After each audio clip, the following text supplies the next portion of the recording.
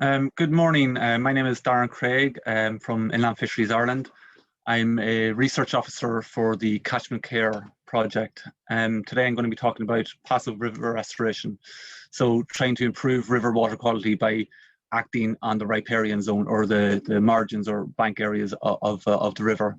So passive restoration, it's a method by which you try to eliminate the pressures on the river and allow natural healing processes to take place within the river. I'll just give you a quick overview of what I'll be talking about today. So firstly, I'll be talking about water quality and how it's assessed, hydromorphology, what it is and how it relates to water quality, some of the typical pressures on our rivers, and then finally I'll be talking about some of the measures to reduce the pressures and allow passive restoration to take place. So the water quality is judged by the Water Framework Directive. The Water Framework Directive is the European legislation that aims to protect and improve water quality in our rivers and lakes. And it's assessed on a number of indicators, and some of which are listed here. And to achieve good water quality status, all these elements have to pass. So if you have a good status for macroinvertebrates and plants, however, you only have a moderate status for fish, then the overall status of the water body will be moderate. So everything has to pass to achieve good water status. And in the past, some water quality improvement projects focused on improving one or two of these elements, for example, lowering the nutrient inputs or addressing some point source pollution. And while this did improve the chemical water quality to a certain extent, they realized that other elements didn't improve as might be expected. So for example, maybe there wasn't enough diverse habitat to get a range of macroinvertebrates to give a good Water Framework Directive score in that category. And so it was agreed to have a more holistic approach going forward, and this is where hydromorphology comes into water quality. So hydromorphology is the physical character or conditions of a water body, and this is what kind of creates all the habitat and the natural functioning processes in a river. So when you're judging hydromorphology, you're really looking at the processes that take place in the river or the water body, and for example, that can be sediment transport or the flow regimes within that water body. And it also looks at the features that these processes create. So the flow regimes may create pools and riffles and different types of habitat within the river. So again, it's judged given scores of poor, bad to good, high. So a poorer score would be a more modified, unnatural channel of form. As you can see on the left-hand side picture, this is a typical drained river or dredged river, and it's straightened. So again, it's an unnatural form. It's a very homogeneous form, so it looks like it's got the same depth throughout, and it's got a similar shape along the whole channel of the river. So that would mean that there's only going to be a small number of types of biota that can inhabit that river. So there's only going to be a certain amount of sizes of fish. You might have adult fish in that river, but you might not have recruitment of smaller fry fish. Another indicator is unnaturally steep bank slopes, and again, you can see that there's no riparian around this river channel, and these are all indicators of poor hydromorphology status. In contrast, an example of a good hydromorphology score or status would be the picture on the right. You can see it's a more natural, sinuous or curved and kind of meandering channel. You have a good sediment regime here. You have a variety of boulders and cobbles and gravels in this picture. The bank slope is more natural. It's not as steep, so that the river can interact with the floodplain and the riparian zone, and allow the river to overspill when it's full and deposit some of that excess nutrient and sediment onto the land. And again, you have a lot of good riparian cover, a good canopy cover that regulates temperature and inputs organic matter into the system. So some of the pressures on hydromorphology, especially within Ireland, come from really us trying to control the rivers and resist natural processes. So some examples are shown here. So arterial drainage in the top left-hand picture is deepening and straightening of the rivers to drain the surrounding land, and there's a lot of this in Ireland, and it gives an unnatural form of river. And another example is narrowing the river corridor, so really using all the land right up to the river and not really giving the river space. So and this can happen in intense agriculture, but also in urban areas where you have infrastructure really right up to the river bank and side, often in kind of concrete and restricted manners. And then historically, obviously, there's a lot of altering the river for use. So installing weirs for mills, and redirecting and abstracting the water flows for energy use and other purposes.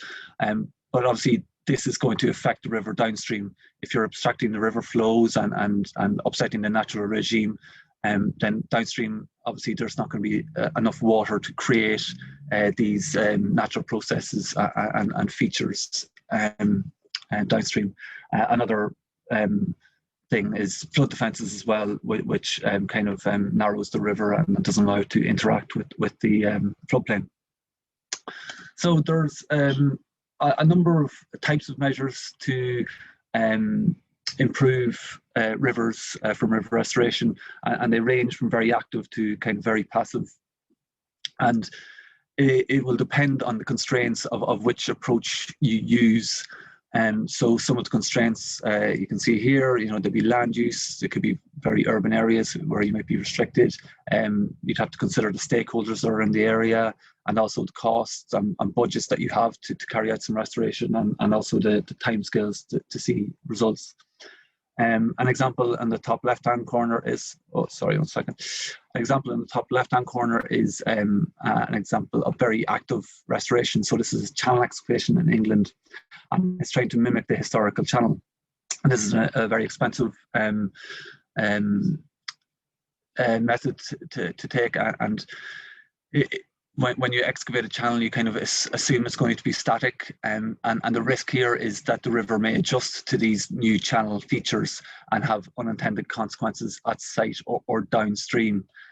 A moderately active approach of restoration might be installation of some deflectors or features. So this may be in a more modified river, maybe a deepened river, with high value land surrounding it, so you don't really you're restricted on what you can do with the river.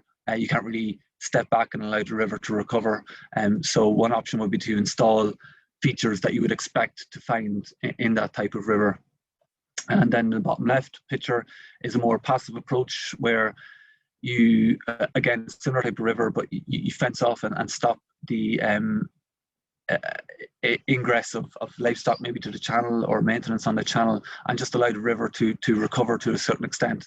And again, this is allowing vegetation to grow, and this will maybe create a diversity of flows and features within the river, by allowing trees and vegetation to kind of fall into the river and create that diversity naturally.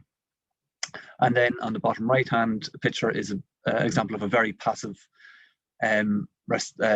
restoration technique. So this is an example from Germany where they've just allowed the river to overspill onto its floodplain and start to create its own channels and braided channels and a good diversity of flow regimes in this picture. The restriction on this is that you really have to give the river a lot of room to do its own thing and to act naturally, and that would cost a lot in terms of land use. So in Ireland, our typical pressure is agriculture, as a lot of the rivers are flowing through agricultural land. So therefore, a lot of the measures that we will take will be to reduce the impact of agriculture on the rivers and streams. And again, this will be primarily stepping back from the river and basically trying to let the river do the work itself. When considering measures, it's always good to try and use a measure that would have multiple benefits, and a lot of positives and very few negatives, and one that can be used throughout. And so fencing is one of these measures that is really the closest thing to a one-size-fits-all for improving rivers. And this is being used throughout the catchment care project in all three catchments. And fencing, it has so many benefits, primarily really allowing vegetation to grow on the riparian zone on the margins of the river, allowing native trees and vegetation to grow on the land and on the riverbank, and allowing it to interact with the channel, and it stabilizes banks and provides shade and habitat. And then you often get trees and branches falling into the river, which can then alter flows and create more habitats and features. So some of the examples of this measure are shown here. This is the River Dee, and this is simply just putting up a fence and allowing vegetation to grow. So on the before picture, you can see that there was grazing right up to the bank top and nearly into the river. You have, homogeneous grass, just one type of vegetation, not supporting much life, and then sediment input into the river, excess sediment input into the river from the cattle poaching section. So simply a fence was erected, and after a year or two, the tall herb vegetation started to grow, and this is reducing the sediment loss into the river and providing habitat, and it's starting to impact on the in-stream section of the river. Another example of allowing natural processes to take place is this river, the Stonyford, and this is a study carried out by colleagues in IFI, where vegetation was allowed to grow unhindered for over a 2 to 3 year period, and it was monitored and to see the processes that take place. So as you can see, the plants start to really grow and ingress into the channel, and here are some isoline maps of this in-stream section. So as you can see in the top picture on the left hand side is year 1, and going through year 2 to 3, you can see a lot of vegetation growth. And notice on the right hand isoline, the plant growth has really narrowed the channel into the middle section of the river. And these effects can be seen in the substrate type. So in the below map, you can see the red areas in year 1 and 2 is the muddy, silty sediment.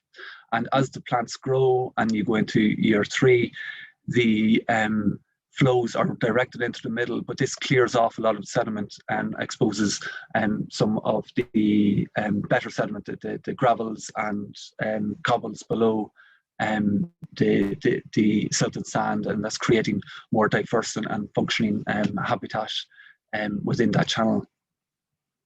So that was kind of the idea behind a lot of this, is just to allow the channel to act naturally. So here's some examples of what we're doing at the minute in the Arnie. We're putting up fences to stop this erosion of the banks and the input of sediment. So hopefully we'll have a lot of tall herb growth here, and grasses and rushes growing, creating habitat and stopping the input of sediments. And here are some more examples of ongoing works that are taking place in the Arnie and the Roo River in Cavan, and the Arnie's in County Fermanagh. So the top right hand or top left hand corner is the Roo, and as you can see, it's got a good in-stream habitat. However, the riparian trees were removed a number of years ago, and this seems to have an effect on the river water quality. So we've installed the fence to reduce the impact of livestock on the river, and we're going to plant native saplings along the bank here, and hopefully we'll get a lot more canopy cover, which will regulate the temperature of the in-stream habitat, and also input of organic matter into the channel. And again, some more examples here of fences being erected to allow natural processes. In the bottom right picture is a fence installed on the Arnie River. And the Arnie River is a deepened river. So we've installed this fence, and hopefully it will allow some riparian vegetation to grow. And we'll monitor this through drone aerial surveys. And as you can see on the bottom picture, we can monitor the height and types of vegetation, subsequently the types of vegetation that are growing on the riparian zone. And we'll also be monitoring the in-stream, the morphology of the in-stream habitat. So we're hoping to see a link between vegetation growth on the riparian, and see the impacts that is having on the in-stream habitat, hopefully creating more diverse flows and features, and in turn creating better habitat and improving water quality along with it.